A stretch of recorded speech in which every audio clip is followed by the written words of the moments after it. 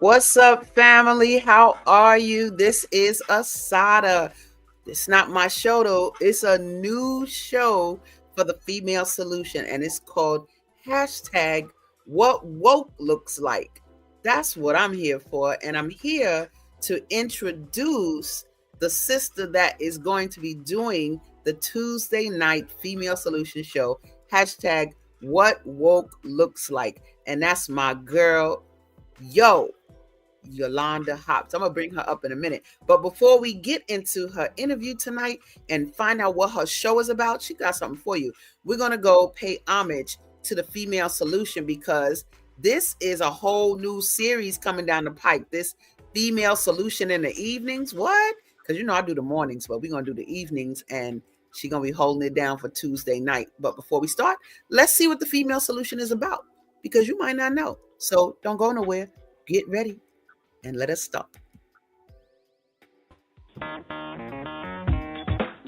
Women have the power to transform this world. We can end crime and violence if we all agree to do one thing: share. Let's share our wisdom, share our time, share our talents, share our finances, but most of all, let's share our love. This is the female solution. All right, let's get it.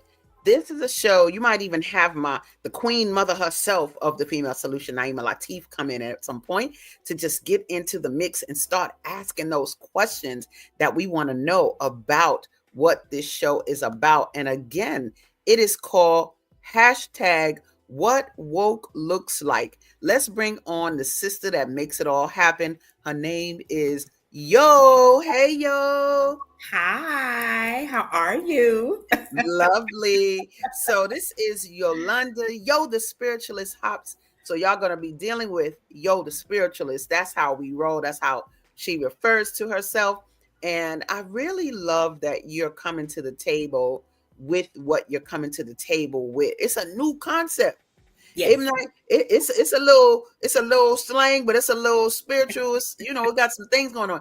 So let's get into, and let's just show your logo. Let's do that and make that clear. What woke looks like. Okay. Yes. So yes. let's talk a little bit about what that does, because I'm going to bring up some questions about this concept, but I think people have a different idea maybe about what they think woke is. So maybe the first thing we can do is let's define woke. You want to read that? Sure. Woke is the concept associated with being aware of or attentive to important social issues, which may include, but they don't have to be limited to, the following things: racial issues, religious issues, social justice. It could be politics, it could be technology. But to be woke, one has to be conscious of inequality, and they have to be willing to be a catalyst for change. That's what the woke concept is all alike and all about. And we've heard some of the people in society attempt to dispel and to demonize the woke culture. And I think we've all heard about that. Trying to make it seem as if, the woke culture is an attempt to override society, like an uprising or a revolution. Okay. And I think to a certain degree it is, but it does not have nearly the negative connotation that many people think it has. Got you. So we're going to get more into that because you got a little concept going on. I'm going to bring this up just so we can look at sort of what this is. And I'm going to read a little bit here. It says, a lot of people talk about being woke in terms of social issues, and that matters. But spiritual wokeness, now you heard that? Spiritual wokeness is about something even deeper: awareness, compassion, connection, and truth. Okay. It says, I believe both kinds of awakening go hand in hand. So my girl said spiritual awokeness. Now, spiritual wokeness, and I'm gonna read this last part and I'm gonna let you go into it because I love this next term we're gonna go into. That is your term. Now we got people commenting already. Wait a minute, girl. We ain't even starting. They coming on too. Oh, wait a minute. Look, who that? Trelawney Neville says, good evening. What's up, Trelawney? How are you? All right. The female solution said, hi, what's up? That mean the big dogs in the back. All right. What looks like? I even said hello. Yes, that's all. And then look at that. Love that. Trelawney said, love that. Yes, you're going to get more, honey, more in store. So I'm going to read this second part. It says, that's why I started hashtag what woke looks like, to hold honest conversations at that intersection with people with whom I like to call the Revolutionary Insomniacs. We're going to get there in a minute. I'll get into that. The Revolutionary Insomniacs of our time. My mission is simple: to help people connect to their spirit, find their freedom, and live in their purpose. Now, look, I feel like dropping the mic. For sure. Just drop the mic. So let's get into Revolutionary Insomniacs. Let's define a little words a little bit. Go ahead, give it to them, girl. Tell them what revolutionary is. So to be a revolutionary means that you are a catalyst for change, for transformation. And it may look radicalized, at times. It is also someone who advocates for or participates in a revolution. And we know that where we are right now in our country, the revolution is technically already here. And I don't feel as if it is the type of revolution that we're used to. I think that the revolution looks a lot different right now because it is more technological in nature. It's not necessarily what it was during the civil rights movement. Not to say that we won't still have the protests or that we won't have the sit-ins or things of that nature. But right now, because we're living in such a technological age, that's where the revolution is taking place, because we are all, whether we should be or not, for lack of better words, we're somewhat tethered to our computers, our phones, our tablets. And so this is where we get a lot of our information from. And that is where the revolution has already started. So if you're going to be a revolutionary, then you're going to be a person that's going to be a part of sparking change and casting down some of those systems that seek to harm those of us who are already disenfranchised, if you will. Got you. So y'all we're feel talking me? people of color. We're talking, we're talking race. We're talking color. We're talking creed. We're talking religious belief systems. We're talking all of those things. Yes. So now check it. She said revolutionary. You got that? Insomniacs. Let's look at that, baby, because y'all got to get your dictionary out and stop playing. So go ahead and read that definition. So an insomniac, we think about having insomnia. It means, I can't go to sleep at night. I need something to help me. I think, what's the sleep aid people take, Asada? Is it Sominex? Is it? I don't know, child. I'll be going to sleep. I was about to say, listen, I've never had that problem in my life. However, sometimes we do wake up in the middle of the night. Now, it might just be, you suddenly wake up out of your sleep. But I think every now and then, revolutionary insomniacs, myself included, we're people who have a hard time sometimes falling asleep at night because the wheels are turning. You're thinking about, you're reflecting on everything that's happening. That transformation has to come so that we can move forward as a society. And maybe you have a vision that takes you out of your restful state. So that could make you an insomniac. Your soul, your spirit is awake. Hold on, baby. Hold on. I'm like trying to do too much. Like, wait a minute now. So y'all see the combination of revolutionary insomniac. So put them together. What's the overall concept now that you want people to get and see? So the overall concept, and I can't take full credit for it, Asada.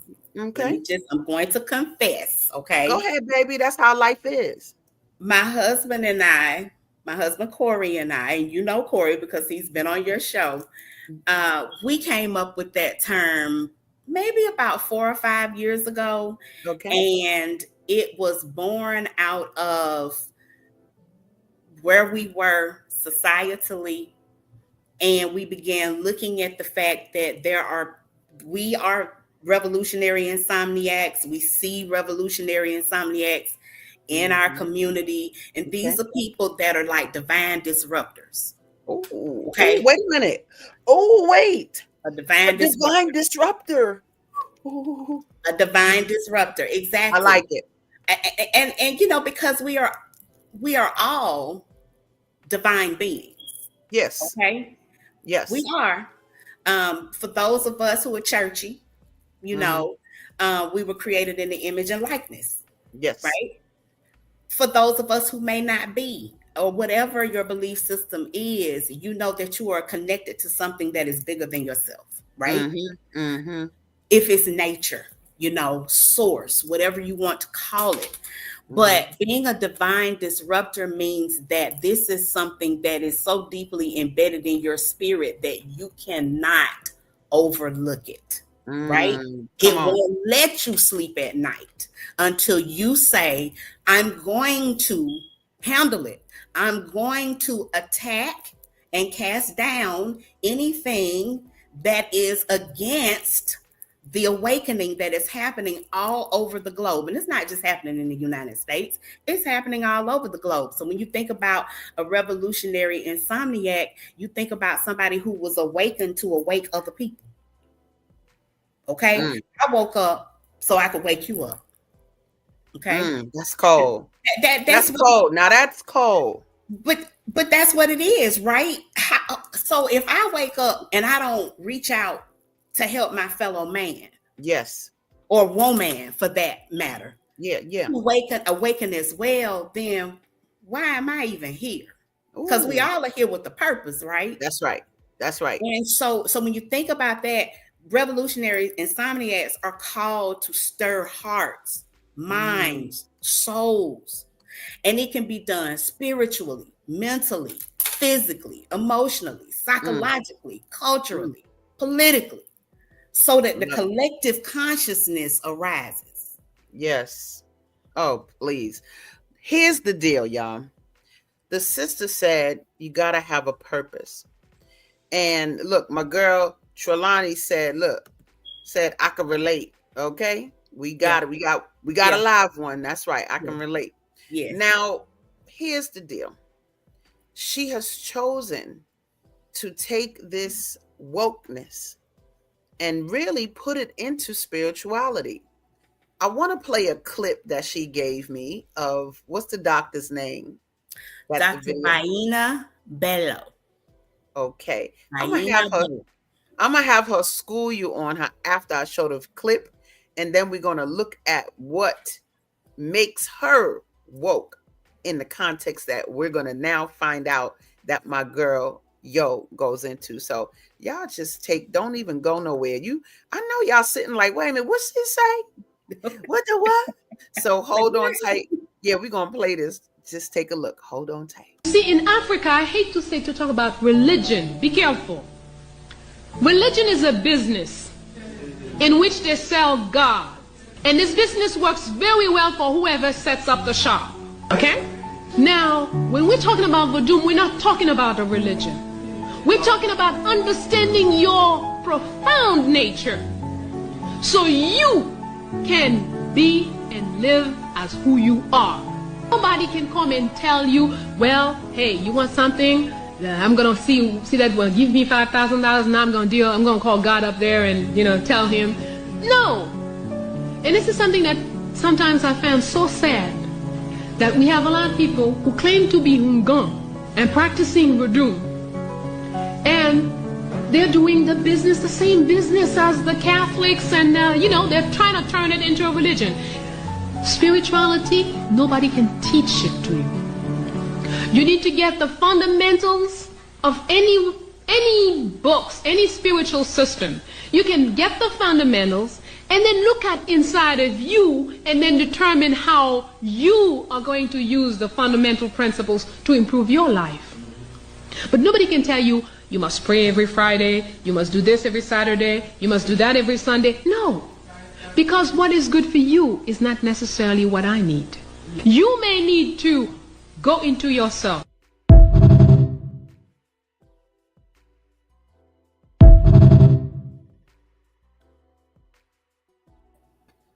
Go into who the sister is and then talk about what she just finished saying and how it starts to mesh into what you're doing. Because you call yourself, the spiritualist. Mm-hmm. And that starts taking on a whole nother thing about, I thought you was just a fly sister with some fly glasses from the hood, bumping through. But people don't know what's up that sleeve is some spiritual awakening in a big way. So go ahead and talk a little bit about that, sister. So Dr. Bello is of Haitian descent.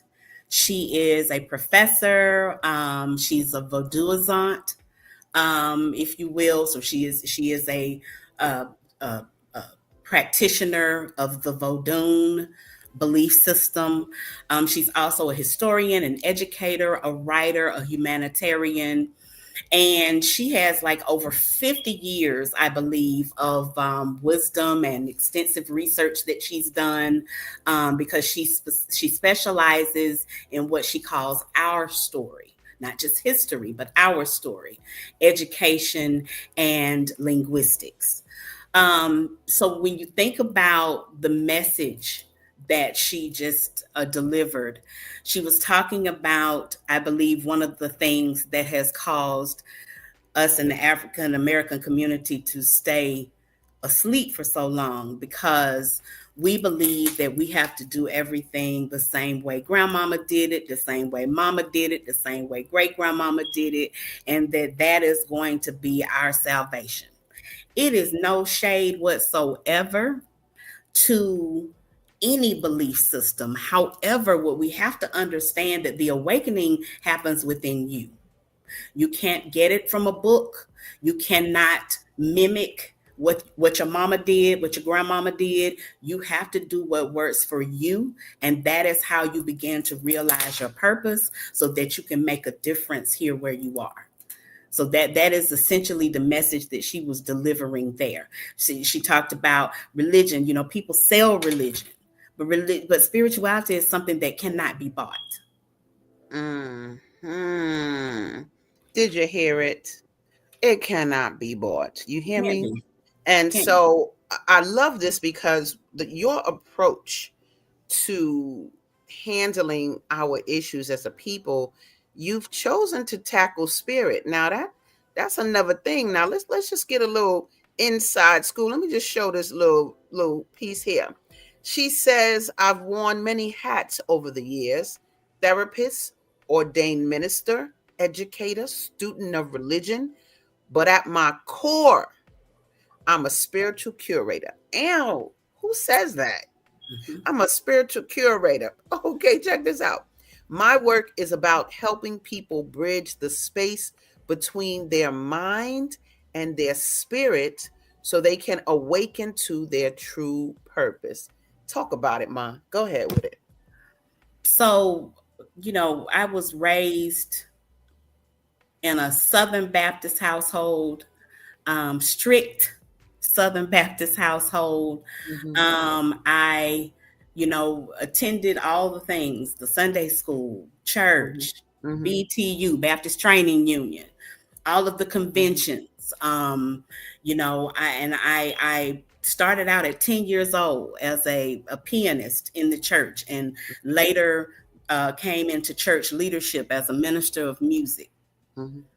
And all of those roles shaped me and molded me into who I am today. That was the foundation that I needed, because I believe that we all select, what we're coming into this particular incarnation to do. Before, when we're just a spirit, whether you call it being in heaven, on the other side, in another dimension, or wherever, you want to coin the phrase of us being. I believe that we select, along with the source and our spirit team, we select what we're going to come onto this planet and do. And so for me, part of what I chose to do was to learn and to immerse myself in religion. But over time, I began to feel as if there was something more I was supposed to be doing. And that's where the Spiritualist was born, because I began studying other religions as well. I said, I'm a little curious. But there was a chance encounter that I had when I taught a history class for middle school students. And in that class, we had to cover all of the religions of the world, the major ones. Okay.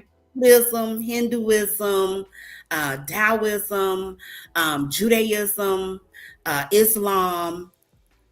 And I'm sitting and I'm reading and I'm saying, wait a minute now, what? Because I'm raised strict Southern Baptist. Okay.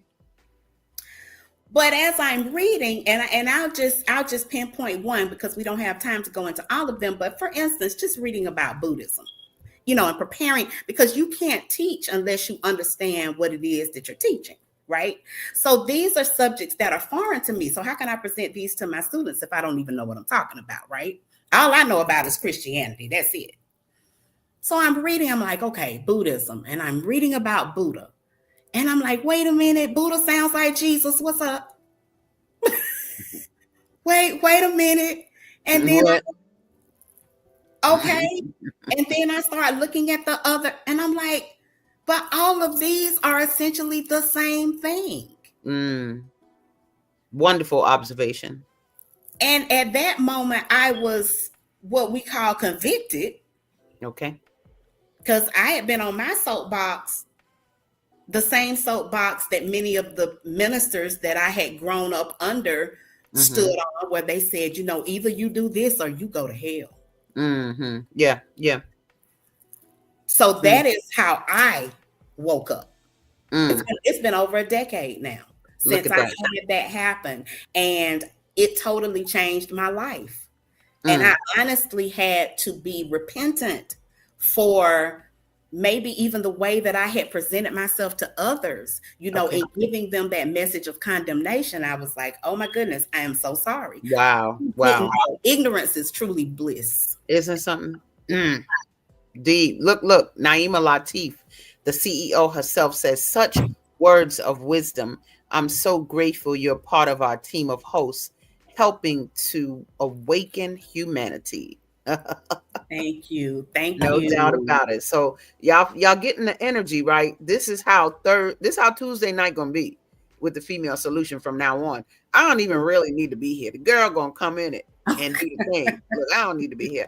But no, I just do appreciate how clear you're making this, and how every day you're making this consciousness. And I love, you're choosing this role because spirit is where it is. You could either come here and act like a human being and have problems, or you can come here and act like a spiritual being and not have real problems. And so you just got to choose the road that fits who you are, right? And so you have so much to share. I want to look at this piece here. What you write here. You said, born in Detroit, Michigan, and raised in America's Georgia. My upbringing was strict and religious, like you said. It was where faith came with rules and expectations. Even then, I felt a deep pull to help others find balance in their lives. At first, I thought I'd do that through the church or through my professional work, but life has a way of leading you exactly where you need to be. My quest for truth eventually pushed me beyond institutions and straight into the heart of spirituality itself. Dag. So I want to ask, and you may not even have an answer for this, but sometimes people want to know, well, what you consider yourself now? You Baptist? You Scientologist? Are you I was gonna say a country, but all Presbyterian? Like, they want to know, what are Yeah. you now? You're Buddhist? Like, so do you consider yourself any one particular religion, or do you find that you just balance the awareness of them Yes. in your own self? So talk about that. Yeah, it's a unique blend at this point. Mm-hmm. I am whatever I need to be on any given day. I am what my ancestors call me to be. I am what God called me to be. I'm a spiritualist, and I believe in spirituality. And that means that I don't have to just stay in one box. I can get out of the box. I can dip in and out of other boxes if I so choose, because that is what works for my soul and for my spirit. And I have never felt more whole in my whole entire life. So I can't tell you, oh, I'm this or I'm that. I can tell you that I'm studying things. I feel as if my journey as a Christian, I am about as well versed in that as I will ever be. It is my responsibility at this time to embody what we call Christ consciousness. Okay, and that is embodying the consciousness of the Christ. Okay, I love that. now, moreover than that, I'm also studying African traditional religion, because my question was, well, who were we before? Because understanding, sis, that we are the mothers of civilization. Say that. We were here before anybody. Say that. Our fathers, brothers, uncles, our forefathers were here before anybody. Sure. I have a little joke, that I would tell my a friend of mine. I'd be like, well, honey, all of them need to be calling us mama or Hey, because that's what we are. Okay. Clock, as the young people say, clock that T. Okay. Look. Zelda said, girlfriend, where you been? You're telling my story. We must do a show together. I know that's right. The ancestors are so happy. Look, come on, like minds are coming to it. And then look at my girl. My girl, Trelawney said, as they say, clock it. Clock that T, clock it. So here I am. And then you're presenting me with these whitewashed images. Yeah. And you're telling me I have to worship that. Number one, I know that image has been whitewashed. Okay. We know of whom I speak. Yep. Now. Okay. Right? Now. Okay. So who was I before that? Who were we before that? I wanted to know. And so I started studying. That's the only way you can learn anything. You have to be willing to open yourself up to it. And you cannot give in to the condemnation culture. Come on. Condemnation culture. Condemnation culture that makes you think that just because you go out there and you start asking questions that you are doomed. Yes. Come on. It couldn't be further from the truth. Come on. Y'all better. Is this church? What's happening right now? Because we can have it. We can have it. I can listen, Asada. I can take this hat off and I can put on the Reverend Hops hat if I need to. Girl, I will do it. I got the pictures to show it. We gonna show it. What? I got the pictures to show it. Let me tell y'all something. In 1 minute, we're gonna go to a commercial break. Okay. But when we come back, I want to get to some more wokeness that you've shared with me, but that looks at spirituality, religion, and race. Okay. Spirituality, religion, and race. I might have to write a book or something, because that soup that exists, mixing all of that up, it can really get, girl, that soup. People drink. Look, they drinking that. I'm like, wait a minute. You understand? So we have some wokeness to share. We're going to go to a quick commercial break, but when we come back, we're going to go into another little clip. You're going to tell a little bit about that energy, but the brother brings that consciousness up. Where do we get these concepts that we have with regards to religion? So y'all stay tuned, because spirituality and Black people is a thing. We the most spiritual people on the planet. Come on. We just got to get it straight, though, so Gotta stop get it straight. following the people that, whatever. Yes. But we'll be right back right after these messages. Don't y'all go nowhere.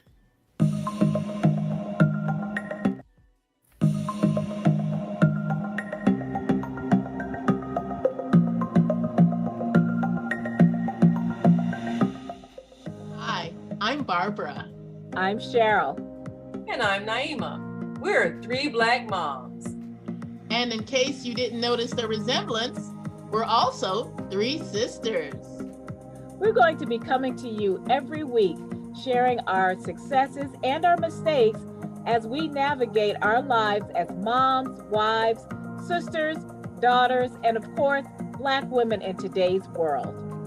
We'll talk about it all: race, politics, religion, economics, culture, and we'll take a look at everything from whether or not to use corporal punishment to how do you teach your children about sex. Look for our upcoming book, Growing Up Charles. It's a personal story about our lives growing up in Maple Park on Chicago's South Side. I'm Barbara. I'm Cheryl. And I'm Naima. We're 3 Black moms. Follow us on Facebook and subscribe to our YouTube channel, 3 Black Moms. Soulful Chicago Black History Book Fair. Hey family, this is Charles Humphrey of MCH Publishing, and I'm here with Asada, and we at the Soulful Chicago Book what? This is the Soulful Chicago Black History Book Fair, slamming. We getting down in Hyde Park. Just run it down, my sister. Just tell us, for the people, a little bit about what we're doing here today and why.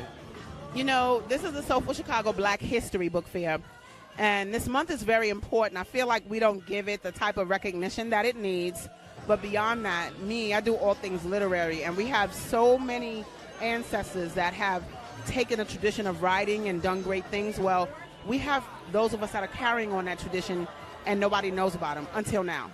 So the Soulful Chicago Black History Book Fair is allowing us to tell our stories according to ourselves for our own benefit. And it's just beautiful. I mean, she could have been here today if you wasn't here, but if you were, it's been amazing. People came in consistently, children, and we have children's authors, we have nonfiction authors, we have fiction authors. This is really good. And it's about taking our own power in our own hands and doing what we do on the literary tip, though. Right. I gotta work, but I can't help it. Everything going too smooth. Now I just about bring my African shit like this. Bring in the African shit.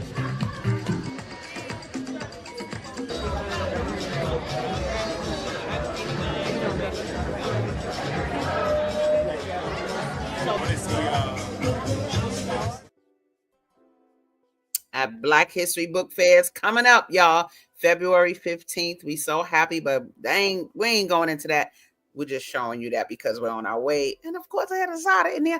But tonight, no, this is where I am tonight. We're at #WhatWokeLooksLike. And we're rocking with our girl, Yolunda Hops. The Spiritualist. You are rocking today, honey. Thank you so much for being here. Look, people have come on and there are comments coming to the table. Child, look, Sister Zelda said, #condemnation culture. What? What woke looks like. The Spiritualist are the hashtags to post tonight, baby. And the rest of the, what'd you say? And the rest of the wet. I think week. Yeah. And the rest of the week. I think she meant that too. I was like, is that new slang? But anyway, so yes. Also, my girl, Trelawney says, I think it's Trelawney or Trelawney. She said, go ahead. It's Trelawney. It's Trelawney. Mm-hmm. Thank you. So yeah. Good. Said thank you. And so people are loving the energy you're bringing. Thank you so much for what you are saying. And so we need these messages. Let me put up, we're going to go to a brother that you gave me a video of, and he looks at religion, race, spirituality, and then you're going to give a little school on him. So let's just take a look at that clip real quick. I constantly go back to the plantation preacher concept. And, you know, so how do we get to this point of want to be Christian before we're black? And it made me think about the interview that Ta-Nehisi Coates did with Ezra Klein, where Ta-Nehisi Coates talked about the history of black people and how it shapes where we are right now. And Ezra Klein responded like, oh, your historical scope is too broad, because there is not a commitment to telling the history. And I understand it, because white people are constantly trying to rewrite it to make it be something else. So if we are going to undo this I'm Christian before I'm black thing, we really got to learn our history. We got to learn the history of how Christianity was presented to our ancestors. We got to learn the history of slaves. Your job is to be obedient to master so that you can go to heaven, because that's where your reward is. If you suffer enough down here, your reward is in heaven with white Jesus. Right? That's why I tell people all the time, in fundamentalist Christianity, you're either a slave to sin or you're a slave to Christ. Either way, you're a slave. So we were presented Christianity in the context of slavery, and it was reinforced by black preachers on the plantation. I am here to tell you that tradition never ended. We still got plantation preachers telling the niggas, your job here is to suffer and your reward is in heaven, and everything is about Christ. Even your blackness has to take a seat when it comes to Christ. And there are major people who have been pushing that for decades. Tony.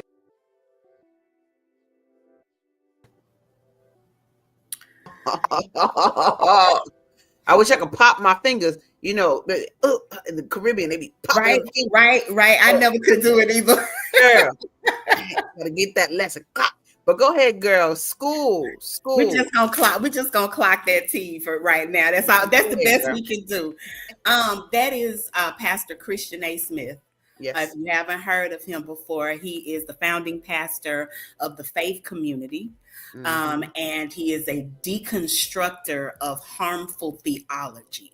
Ooh, wait a minute. What's wrong with her, y'all? Why she keep doing that? Yep. The deconstructor of harmful theology. Continue. And, you know, and he's a community builder. You know, it's a diverse group of people who do follow Christian doctrine, but they are doing it their own way.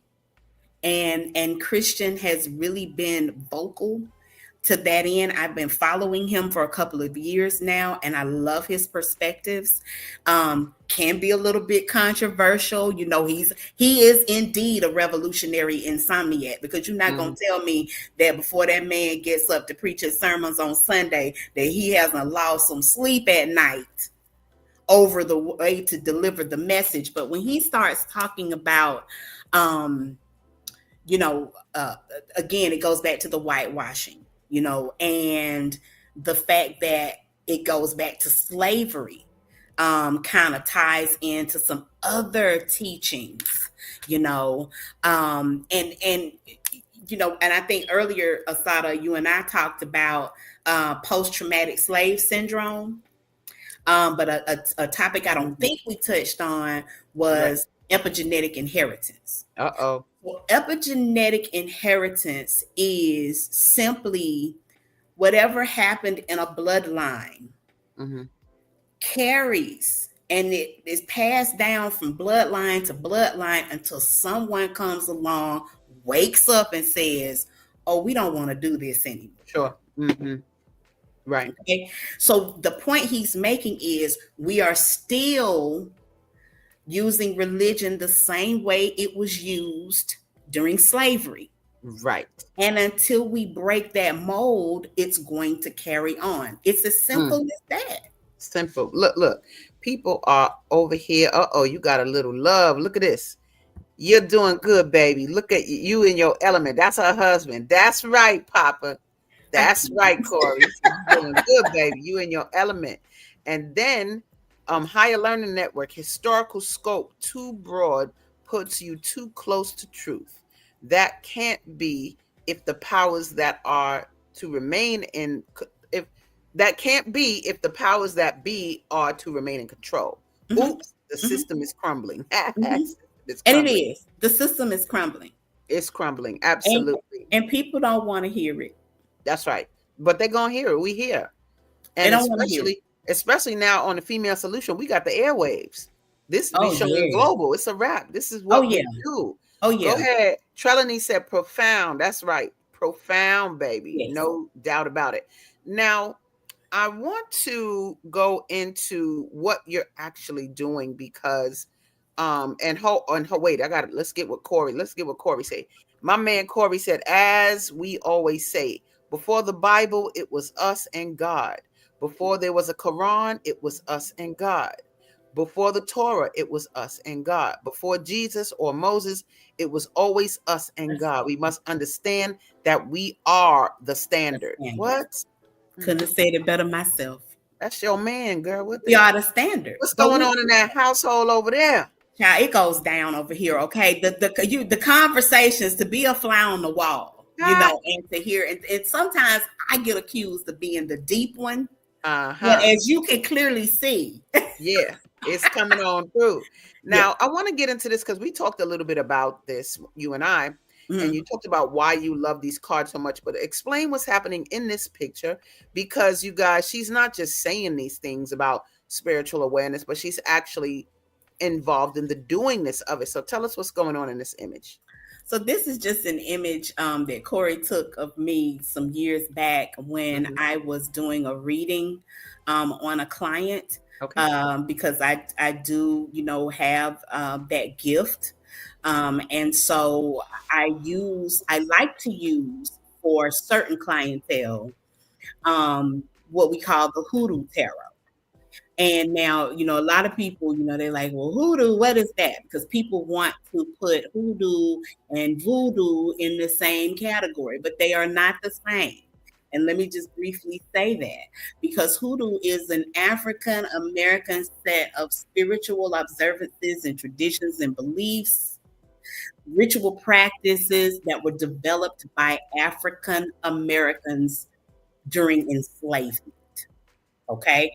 That's what hoodoo is. And so in the South, in the Southern United States, is where hoodoo was born, because this is where those of us that were a part of the transatlantic slave trade, our ancestors, were dropped off along the southern ports. And so we took what we brought from Africa and we combined it with what they were teaching here on this continent. And that's how hoodoo was born. We somewhat syncretized the two. And so I ran across this deck, and it is the hoodoo deck of tarot cards. And I use it when I have clients who come in and they want to connect with the ancestors. They say, well, I want to know, what are my ancestors saying?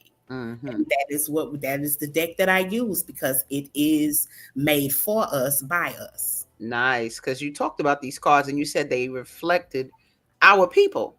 They do. Which is different than what, talk a little bit about that, the difference than the usual. Well, you have those tarot decks, like a lot of people use the Rider-Waite tarot deck that was created by, our Caucasian counterparts. But it does not, and it cannot ever begin to tap into our spiritual belief system, because they don't know anything about that. Okay. That is just something that is used. They use it specifically, and we can use it too, but they use it for themselves, and it has no ancestral ties. These particular cards do. They are tied to our ancestry and to our bloodline. So I love this picture because and I think it's important to highlight the fact that hoodoo is a closed practice. Okay. It's closed. Okay. It's not open to everybody. I see.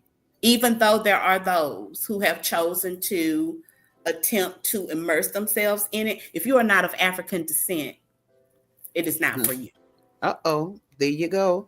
Look, it's okay just to be on us and by us, y'all, and for us. It's Now okay. you said that it's totally okay. Now you sent this to me. It says that journey was not easy. And that was the journey of your spiritual awakening. Yeah. Yes. Right. I went through what is known as the dark night of the soul. You can explain that in a minute. A moment when everything I thought I knew had to be stripped away so I could meet my real self. I had to stop defining myself by old stories and misinformation. And that is when I understood my calling to help others do the same. Girl, elaborate. So the dark night of the soul is when you go through that awakening. It may be somewhat of what you may call like a tower moment, wherein you're questioning everything. There could be an event that happens in your life that shakes you to your core. But if you're very lucky, you have one, because that's what truly wakes you up.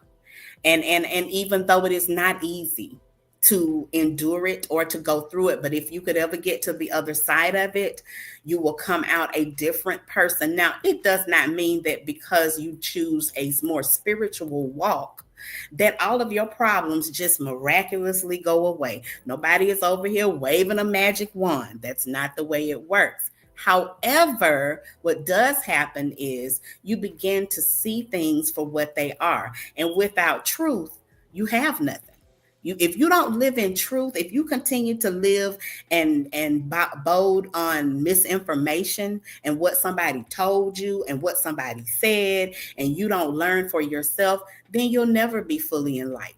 And so what happened with me was that's how I came to understand my calling. And my ancestors would come to me in dreams. Those that have gone on before me would come to me in dreams. And there were just all sorts of things that, took me down what you might call the spiritual rabbit hole. It got me to where I am today. And I want to be able to help others do the same. I offer spiritual coaching to people. Nice. It's not just about doing readings, but I coach people because I have that background as a therapist. Yes. So, but the beautiful thing about it is doing the spiritual coaching, I can kind of do it my own way. That's right. Now, boo, boo, boo, her own way. Let it be known. I don't have to ascribe to, those Western ways and ideologies. Absolutely. And we need that. It's nothing like when you go somewhere and you see one of yourself. I don't care if you go to the doctor or whatever. I remember when I took my students to Africa and we got on that plane, and when we saw black pilots and black stewardess and oh no, it just turned us out. We got turned out. So you just, it does something to us. It's like a reassurance that we can feel when we see people taking care of us taking care of ourselves. Right now, I want to show this image, and I want you to talk a little bit about what it is, what it represents. Go ahead, baby, get it. So this is a picture of someone who is a folk spirit. Her name is Lama Dama. Okay. You may or may not have heard of her, but I just love this image because she is just doing all the things that speak to us, speak to me in particular, I will say, as a, Black woman raised in the South, but she's not a one-trick pony. She's not one size fits all. And she reminds me of myself. I love a good cigar every now and then. And you can see Dama's got her cigar. But she also has her cards. She has her bones. Bone throwing is a practice that is, it comes directly from the motherland. Okay. But if you look toward the back, there are some other things. She's got a veve. The veve is what is drawn on the wall right next to the broom. Yes. Okay? And that is a part of, the Vodun belief system, the veves. But then there's also a cross up there on the wall. Yep. You see Jesus' cross hanging up on the wall. I see it. So it's not just one size fits all. And this picture just reminds me so much of myself because, it is all encompassing of all of the things. Yes. We know that brooms are used for different things. Yep. Not just to clean your home, but they can sweep out negative energy as well. Right. So That's if right. you don't have a good straw broom at your house, what are you doing, Black Come folks? on now. Come on. Doing? Look, I'm getting ready to bring on Naima Latif because Naima Latif, she got on a hair wrap right now, looking like the sister right now. I'm about to bring her on. She is. Let me Yes. find out. Naima, I hope she can hear me because I'm coming to get her. I don't want to put her on stage. She'd be like, wait a minute.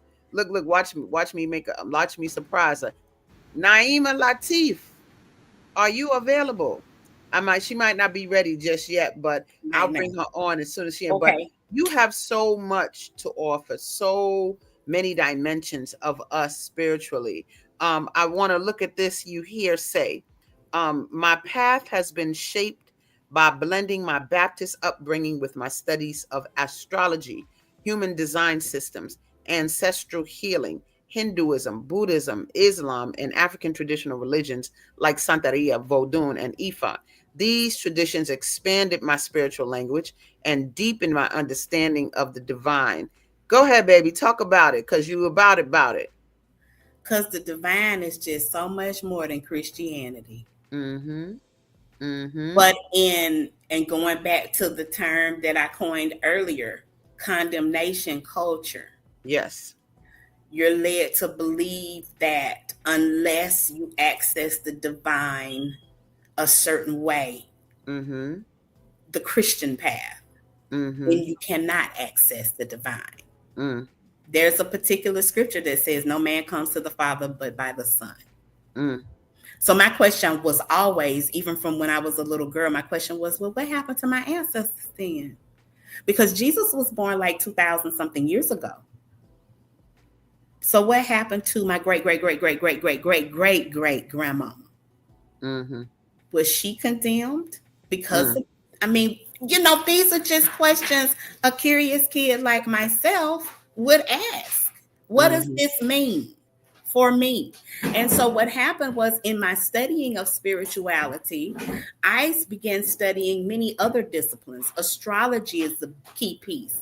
And human design helps people to understand, who they are, help them chart a course for their life, because all of this is divinely guided information.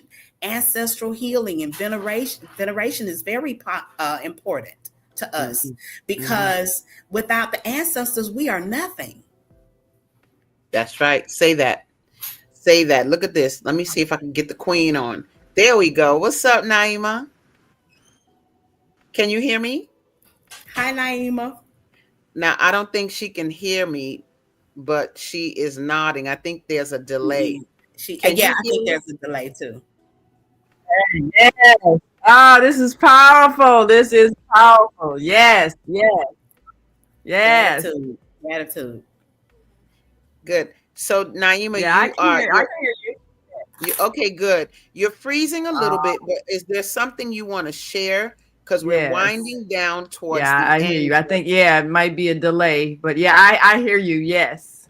Okay, great. Yeah. And just what are you feeling about definitely this new energy? Coming to the female solution, because I want to get your feedback, but I also want you, before we leave, I want you to articulate what people can expect. Just welcome to the female solution. This is powerful. Yes. Okay, that's what I want to get. I want to get you saying, she's saying, welcome to the female solution. Thank you, Naima, for the opportunity to let us speak and say what we got to say. So thank you so much. What I want to get in these last few minutes. One of the things that I would say, definitely. I don't know. Can you hear Naima? Because I can't really hear Naima. Can you hear her? I could hear her, but she was going in and out. All right. So we'll just let it roll for now, and we'll come back later with that. But let me ask you the question as we're closing soon. Okay. What should they expect coming to the show? What should they expect in terms of will you have guests? Will you what will you be talking about? Can you get into that a little bit? Yes, I will definitely be inviting in some of the revolutionary insomniacs of our time, and they will be coming from various walks of life. Again, it's not a one size fits all type podcast.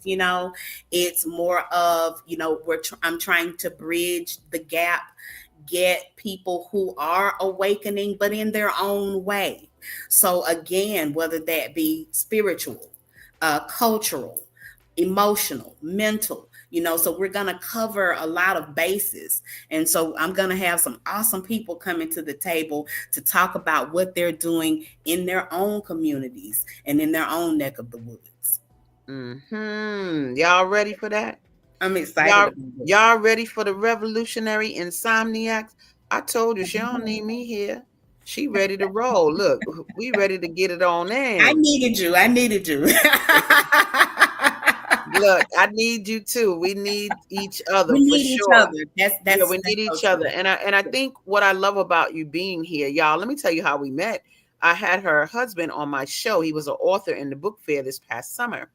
And I happened to be looking for videos of him, and I saw she had a podcast.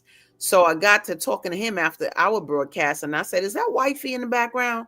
Put her on."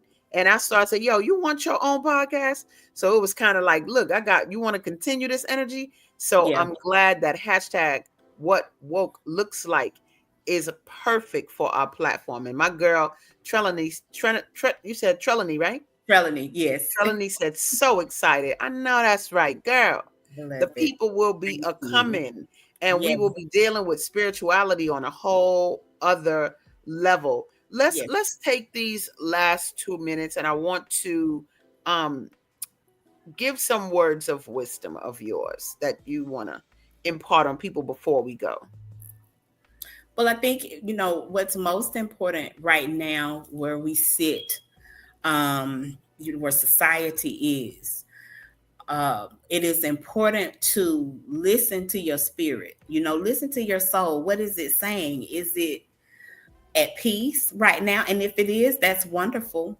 But if it's not, I'm encouraging people to dig a little bit deeper, go deep.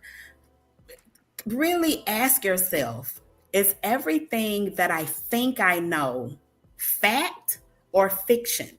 Because remember that the number one way that people are controlled, you can control an entire society if you can control their mindset and their religious practices. So what you want to ask yourself is, am I really woke? How do I get woke? What do I need to do? Where do I need to go? Do I need to reach out for help?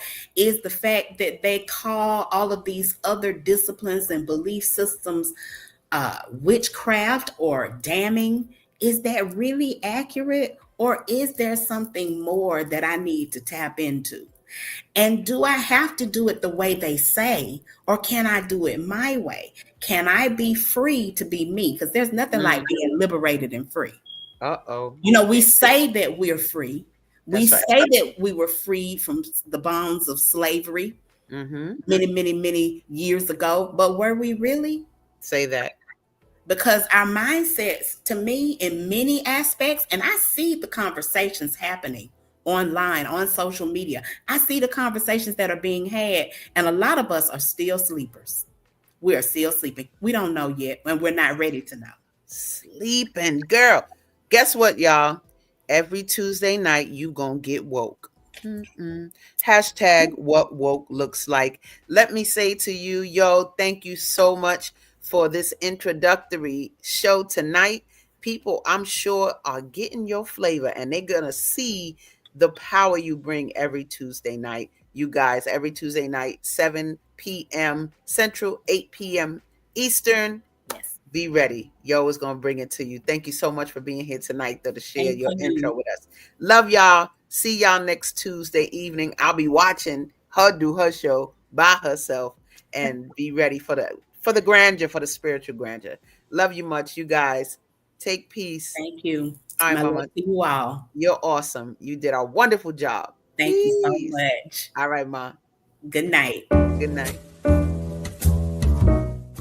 We've come to the end of our show today. If you missed any broadcasts, go to our website for the audio and video archives at www.thefemalesolution.com. On behalf of our team of radio hosts, I'd like to thank all of you who participated in today's discussions. And to our global family joining us from all around the world, we say thank you. To our family in China, xie xie. India, Dhanyavad. Japan, arigato. Korea, kamsamnida. Russia, spasiba. Germany, danke. Poland, dziękuję. France, merci. Spain, gracias. Italy, grazie. Egypt, shukran. Ghana, madasi. Nigeria, eshe. South Africa, ngiyabonga. Senegal, jareh. Kenya, asante. Israel, toda. Pakistan, shukriya. Afghanistan, tashakur. Saudi Arabia and Palestine, shukran. Assalamu alaikum wa rahmatullahi wa barakatuhu. Thank you, and may peace be upon you and the mercy of God and God's blessings.